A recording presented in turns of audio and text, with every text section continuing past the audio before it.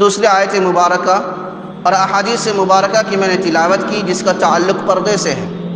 اللہ فرماتا ہے یا بنی آدم قد انزلنا علیکم لباسا یواری سوآتکم وریشا۔ اللہ فرماتے اے آدم کی اولاد، ہم نے تمہارے لباس کو اتارا، تمہارے لیے لباس کو اتارا جو تمہارے لیے کیا ہے، سطر کو چھپانے کا کام کرتی ہے اور زینت بخشتی ہے۔ لباس کے دو مقصد ہیں، ایک سطر کو چھپانا، دوسرا زینت بخشتا ہے۔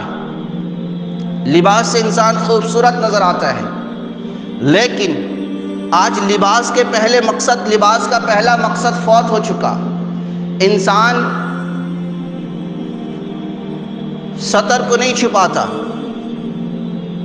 سطر کو کھلا رکھتا ہے، چاہے وہ مرد ہو یا عورتیں ہوں۔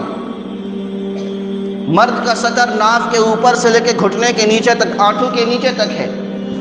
مرد اپنا سطر نہیں چھپاتا، وہ کھلا چھوڑ دیتا ہے۔ ایسا گمچھا استعمال کرتا ہے جسے چھوٹے بچے استعمال کریں گے، ایسا گمچھا استعمال کر کے وہ غسل کر کے آتا ہے جس سے اس کا ناف نہ ناف کا اوپر نہ ناف کا نیچا نظر آتا ہے اور گھٹنے کا اوپر ران نظر آنے لگتا ہے۔ یہ مرد کا سطر کا چھپانا یہ ضروری ہے۔ دیکھنے والا دکھانے والا دونوں گناہگار ہوں گے، مگر نہیں، مول صاحب کا کام کہتے رہیں گے، ہمارا نہیں سننے سے گیا چلا۔ یہ بڑا دکھ اور افسوس کی بات۔ اچھے خاصے لوگ خود کو نمازی کہنے والے، خود کو دیندار کہنے والے، وہ بھی اپنا آنٹوں اٹھا کر گھومتے رہتے ہیں۔ کیا مطلب کام کرتا نا، کام کرنے کا لنگی لٹکے ہی ہوگا۔ یہ بہت غلط بات ہے۔ کام ضروری نہیں ہے، ہمیں چاہیے ہم گناہوں سے بچیں، خود کو نیک بنائیں۔ یاد رکھیں ہم کام کرتے ہوئے اگر آنٹوں کھل گیا، دیکھنے والا بھی گناہگار ہوگا، دکھانے والا بھی گناہگار ہوگا۔ لیکن نہیں، ہم اس پر توجہ نہیں دیتے۔ لنگی میلا ہو جائے گا، کام کری ہوگا نہیں۔ اس طرح ایسا لباس پہنے جس سے سطر بھی چھپ جائے اور کام بھی آسانی سے ہو جائے۔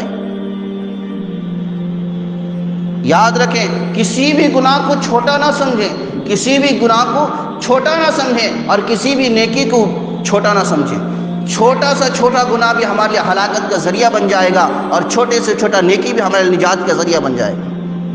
کسی بھی نیکی کو ہلکا اور چھوٹا نہ سمجھیں، اور کسی بھی گناہ، راستے میں تکلیف دہ چیز، ایک ڈھیلا ہے، کانٹا ہے، اسے اٹھا دیے تو چھوٹا سا نیکی کون کرتا ہے؟ نہیں، یہی نیکی کل قیامت میں ہماری نجات کا سبب بن جائے گی۔ اور کسی بھی چھوٹے سے چھوٹے گناہ، جیسے آنٹوں کا کھل جانا، چھوٹا گناہ سمجھتے ہیں ہم، لیکن یہ ہے بڑا گناہ۔ اس کو ہم چھوٹا نہ سمجھیں، یہی گناہ ہمارے لیے آخرت میں پکڑ کر اور ہلاکت کا ذریعہ بن جائے گا۔ اس لیے میرے دوست بزرگوں، آج ہمارا ماحول یہ ہے کہ ہماری گھر کی عورتیں پردہ نہیں کرتی۔ اللہ قرآن میں فرماتے ہیں وَقَرْنَ فِي بُيُوتِكُنَّ وَلَا تَبَرَّجْنَ تَبَرُّجَ الْجَاهِلِيَّةِ الْأُولَى۔ اللہ فرماتا ہے، اللہ عورتوں سے خطاب کر کے فرماتا ہے کہ تم اپنے گھروں میں قرار پکڑو۔ کیا فرمایا؟ وَقَرْنَ فِي بُيُوتِكُنَّ، اپنے گھروں میں بالکل جکڑی رہو، ٹھہری رہو۔ وَلَا تَبَرُّجْنَ تَبَرُّجَ الْجَاهِلِيَّةِ الْأُولَى، کہ زمانہ جاہلیت کی طرح ادھر ادھر مت پھرا کرو۔ آج ہمارے گھر کی عورتیں، ہماری گھر کی مائیں اور بہنیں، ہماری گھر کی بیٹیاں سرے عام سڑکوں پر گھوما پھرا کرتی ہیں، ٹہلا مارتی ہیں، بے پردہ گھومتی ہیں۔ میرے دوست بزرگوں، اللہ کے نبی نے فرمایا رُبَّ کاسیۃ فی الدنیا عاریۃ فی الآخرہ، جو دنیا میں کپڑا پہنا ہوگا وہ آخرت میں ننگا ہوگا۔ عورتیں دنیا میں کپڑے پہنی ہوں گی، آخرت میں ننگی ہوں گی۔ ایک روایت میں اللہ کے نبی نے فرمایا رُبَّ کاسیات عاریات مائلات ممیلات، کہ قیامت کے قریب عورتیں ایسی ہوں گی جو کپڑا پہنی ہوں گی مگر ننگی نظر آئیں گی، کپڑا پہنی ہوں گی مگر ننگی نظر آئیں گی۔ وہ کیسے؟ محدثین کرام نے اس کی تشریح فرمائی ہے کہ بعض عورتیں ایسی ہوں گی کہ اتنا چست، اتنا ٹائٹ لباس پہنی ہوں گی جن کی شرم والی جگہ دکھائی دیں گے، جس سے بدن کے نشیب و فراز نمایاں نظر آئیں گے۔ آج ہماری گھر کی عورتوں کو دیکھیں، اتنا چست اور اتنا ٹائٹ لباس پہنتی ہے کہ ان کے بدن کے نشیب و فراز، بدن کے اتار چڑھاؤ سارے کے سارے نظر آ جاتے ہیں۔ بڑے بے حیائی کی بات ہے، افسوس کی بات ہے۔ اور مجھے تو افسوس ہوتا ہے ان مردوں پر جو مرد اپنی بیوی کو، اپنی بیٹی کو، اپنی بہن کو، اپنی ماں کو اس طرح کی لباس پہناتا ہے، ان کی غیرت پر افسوس ہوتا ہے۔ وہ مرد بے غیرت ہے، اور مرد کی غیرت کا اندازہ عورت کے لباس سے پتہ چلتا ہے۔ عورت باحیا ہے، عورت پردے والی ہے، عورت نیک متقی ہے تو مرد غیرت مند کہلائے گا۔ عورت بے حیا ہے، بے پردہ ہے اور اس طرح کی چست لباس پہنتی ہے، اس مرد کو مرد بے غیرت کہلاتا ہے۔ مرد کی غیرت پر ہمیں افسوس ہونا چاہیے۔ آج ہماری گھر کی عورتیں سرے عام سڑکوں پر گھومتی پھرتی رہتی ہیں، اور اللہ محدثین کرام نے اس کی دوسری تشریح فرمائی کہ اتنا باریک لباس ہوگا جس سے بدن کے چمڑے نظر آئیں گے، وہ بھی کپڑا پہنی ہوں گی مگر ننگی نظر آئیں گی۔ یہ قیامت کی نشانیاں ہیں۔ اور اللہ کے نبی نے فرمایا مائلات ممیلات، کہ چست کپڑا پہن کر، باریک کپڑا پہن کر مائل ہوں گی اور دوسروں کو مائل کرنے والی ہوں گی، خود بھی مائل ہوں گی، دوسروں کو مائل کرنے والی ہوں گی۔ روایت میں آتا ہے اللہ کے نبی نے فرمایا کہ جو عورت اپنے گھر سے بغیر ضرورت کے بے پردہ نکلتی ہے تو استشرفہ شیطان اس کے پیچھے لگ جاتا ہے۔ مرد کو چاہیے کہ اپنی عورت کو پردے میں رکھے، مرد کو چاہیے اپنی بیٹی کو پردے میں رکھے، مرد کو چاہیے اپنی بہن کو پردے میں رکھے، مرد کو چاہیے اپنی گھر کی عورتوں کو پردے میں رکھے۔ لوگ کہتے ہیں کہ یہ مولوی لوگ، یہ علماء لوگ عورتوں کو قید کر کے رکھتے ہیں۔ یاد رکھیں، یہ مولوی اور مولوی اور علماء عورتوں کے قیمتی ہیرا سمجھتے ہیں، ایک قیمتی موتی سمجھتے ہیں، اور اس سے بھی بڑھ کر سمجھتے ہیں۔ دیکھیں، آپ کے پاس اگر سونے کے زیورات ہوں، آپ کے پاس اگر روپے پیسے کا انبار ہو تو انہیں کیا کرتے ہیں؟ آپ سرے عام گھماتے پھرتے رہتے ہیں، سرے عام دکھاتے پھرتے رہتے ہیں؟ نہیں، کیوں چھپاتے ہیں؟ تجوری میں 4-5 تالا ڈال کر رکھتے ہیں، لاکر کے اندر رکھتے ہیں۔ کیوں؟ اس لیے کہ کسی چور ڈاکو کی نظر نہ پڑے، وہ چوری نہ کر لے۔ یہ علماء عورتوں کو اس سے بھی زیادہ بڑا خزانہ سمجھتے ہیں۔ وہ کہتے ہیں کہ تم اپنی عورتوں کو پردے میں رکھو، اپنی عورتوں کو چھپا کر رکھو، اپنی عورتوں کو پردے کی حالت میں رکھو تاکہ غیر کی نظر نہ پڑے جو تمہاری عورتوں کے عزت پر حملہ نہ کر دے۔ نہیں، سچ بولے تو علماء خراب، مولوی خراب۔ میں حق پر ہوں، میری صداقت کون دیتا ہے؟ میں حق پر ہوں مگر میری صداقت کون دیتا ہے؟ دنیا کی عدالت میں میں حق پر ہوں مگر میری گواہی کون دیتا ہے؟ میں حق پر ہوں مگر میری گواہی کون دیتا ہے؟ دنیا کی عدالت میں صداقت مار دیتی ہے۔ سرے محفل جو بولوں تو زمانے کو کھٹکتا ہوں، سرے محفل جو بولوں تو زمانے کو کھٹکتا ہوں، رہوں میں چپ تو اندر کی بغاوت مار دیتی ہے۔ ہماری عادت ہے بول دینے کی، ہم بول دیتے تو سرے محفل کھٹک جاتے ہیں کہ مول صاحب بول دیے، مول صاحب کا لہجہ سخت ہے، مگر کیا کریں، ہمارا علم، ہمارا ضمیر جو ہے اندر چپ رہنے نہیں دیتا، بولنا پڑتا ہے تاکہ ہم کل قیامت کے دن پکڑے نہ جائیں، کل اللہ پوچھ نہ لے کہ تم فلاں محلے میں فلاں بستی میں امامت کا خطابت کا انجام دے رہے تھے، تمہارے سامنے تمہارے ماتحت تمہارے مقتدی حضرات اس طرح گناہ میں ملوث رہتے تھے، تم نے ان کو تنبیہ کیا تھا، ان کو ڈانٹا تھا، ہم اگر بولے ہوں گے تو اللہ کے سامنے کہتے ہیں اللہ ہم نے کیا تھا، ہم نے اپنا فریضہ انجام دے دیا تھا، اب ماننا نہ ماننا ان کا کام ہے۔ اس لیے میرے دوست، مرد کے اندر غیرت آنی چاہیے کہ میری بیوی، میری بیٹی، میری بہن، میری ماں سرے عام سڑکوں پر نہ پھرا کریں۔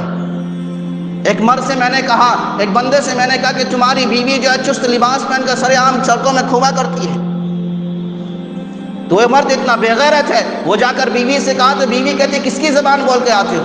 اسے چاہیے تھا کہ وہیں بیوی کو ڈانٹتا، وہیں بیوی کو تنبیہ کرتا کہ ایسے لباس پہن کر گھر سے باہر نہ نکلا کرو۔ نہیں، وہ مرد بھی کتنا بے غیرت ہے جو بیوی کی ڈانٹ سن کر آ جاتا ہے، بیوی کی بکواس سن کر آ جاتا ہے، اور مرد بیوی کا غلام بنا پھرتا ہے۔ میرے دوست بزرگوں، جب انگریزوں کے زمانے میں انہوں نے سوچا کہ ترقی، تعلیمی ترقی اور عورتوں کی ترقی اس پر ہے کہ عورتوں کو بے پردہ کیا جائے، جب عورتیں بے پردہ ہونے لگی، اکبر الہ آبادی اس زمانے کا ایک شاعر تھا، اس نے کہا بے پردہ جب چند عورتوں کو، بیویاں کو دیکھا تو اکبر غیرت قومی سے زمین میں گڑ گیا، پوچھا کہ تمہارا پردہ وہ کیا ہوا؟ کہنے لگی عقل پہ مردوں کے پڑ گیا۔ ہمارا پردہ مردوں کی عقل میں پڑ گیا ہے، اس لیے مرد بے غیرت ہو گیا ہے۔ میرے دوست بزرگوں، یہ بڑے دکھ اور افسوس کی بات ہے۔ اللہ کے نبی کا فرمان ہے کہ قیامت کے قریب عورتیں کپڑا پہنیں گی مگر ننگی نظر آئیں گی۔ کیوں؟ آج دیکھیں عورتیں اتنا چست، اتنا ٹائٹ لباس پہنتی ہے کہ دوسروں لوگ دیکھ کر اس کی طرف اٹریکشن ہو جاتا ہے۔ اور یہ قیامت کی نشانی کہ مائلات ممیلات، مائل کرنے والی ہوں گی اور مائل ہونے والی ہوں گی۔ اور اللہ نے قرآن میں فرمایا یا ایھا النبی قل لازواجک وبناتک ونساء المؤمنین یدنین من جلابیبہن۔ اللہ نے نبی کے خطاب کر کے فرمایا اے نبی، یا ایھا النبی قل، آپ کہہ دیجئے، لازواجک اپنی بیویوں سے، وبناتک اپنی بیٹیوں سے، ونساء المؤمنین اور مومن عورتوں سے کہہ دیجئے۔ خطاب کس کو ہو رہا ہے؟ ہم تم کو نہیں، مومنین کو نہیں، اللہ کے نبی کو خطاب ہو رہا ہے۔ اے نبی، آپ اپنی بیویاں، اپنی بیٹیاں اور مومن عورتوں سے کہہ دیجئے یدنین من جلابیبہن، اپنے سروں پر ایسا ڈھانک لیں جس سے پورا بدن چھپ جائے۔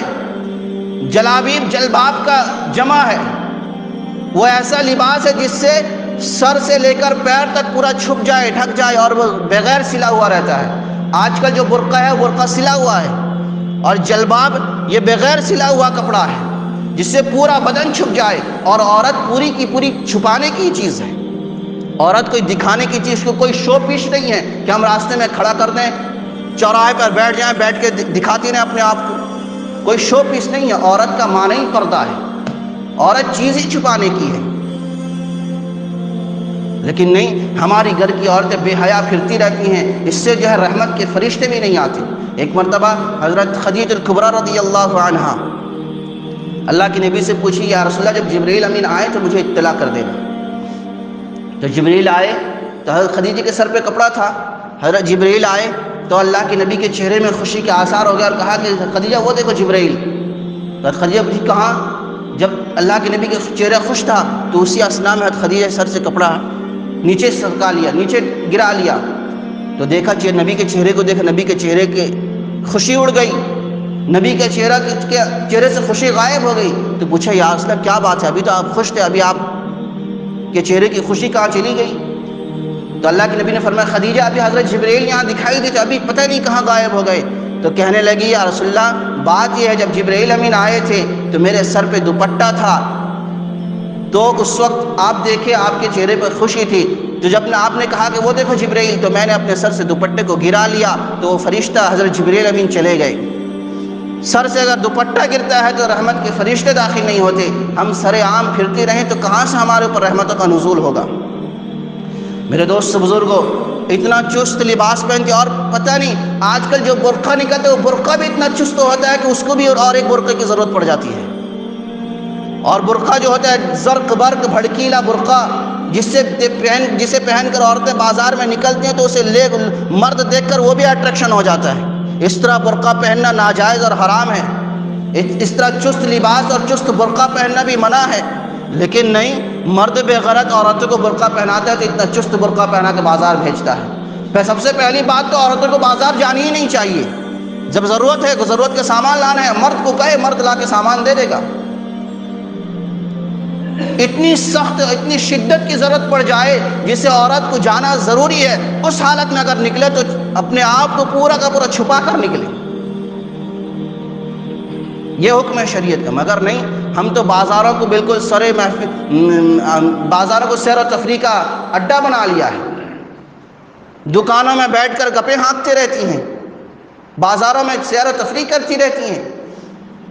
یہ سب کمی ہمارے مردوں کی ہے۔ مرد اگر غیرت مند ہوگا تو عورت گھروں میں رہیں گی۔ ایک واقعہ ہے، ایک بندہ وہ پردے کا بالکل قائل نہیں تھا، پردے سے نفرت کرتا تھا، اپنی بیٹی کو بھی بیٹی اور بیوی کو پردہ کرنے نہیں دیتا تھا۔ اس کا ایک دوست تھا، اس نے دیکھا کہ یہ گوشت جب بازار سے لے کر جاتا ہے تھیلے میں پیک کر کے لے کے جاتا ہے۔ اس نے اس سے کہا کہ تم جو گوشت بازار سے لے کے تھیلے میں پیک کر کے لے کے جاتے ہو، تھیلے میں پیک کر کے مت لے کے جاؤ، اسے ایک پلیٹ میں رکھو اور سر کے اوپر رکھو، رکھ کے اپنے گھر جاؤ۔ تو وہ ایسا ہی کیا، ایک برتن میں گوشت لیا، سر کے اوپر رکھا، رکھ کے گھر جانے لگا۔ تو پیچھے سے کوے اڑ اڑ کر اس کے گوشت کو کھانے لگے۔